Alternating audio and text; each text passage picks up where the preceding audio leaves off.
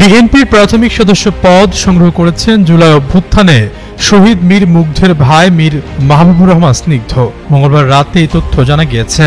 সংশ্লিষ্ট সূত্র জানায়, স্নিগ্ধ প্রাথমিক সদস্য পদ নেওয়ার সময় দলটির ভারপ্রাপ্ত চেয়ারম্যান তারেক রহমান ভার্চুয়ালি যুক্ত ছিলেন।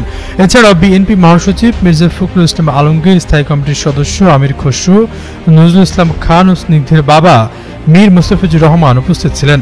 গুঞ্জন রয়েছে, ঢাকা 18 আসন থেকে বিএনপির মনোনয়ন পেতে পারেন স্নিগ্ধ। গতকাল সোমবার 237টি আসনে প্রার্থীর নাম ঘোষণা করে বিএনপি, তবে 63টি আসন ফাঁকা রাখে দলটি। এর মধ্যে ঢাকা 18 আসনটি রয়েছে। শহীদ মীর মাহফুজুর রহমান মুগ্ধ কোটা সংস্কার আন্দোলনে সক্রিয় ছিলেন। আন্দোলনের সময় খাবার, পানি এবং বিস্কুট বিতরণ করতে গিয়ে গুলিবিদ্ধ হয়ে নিহত হন তিনি।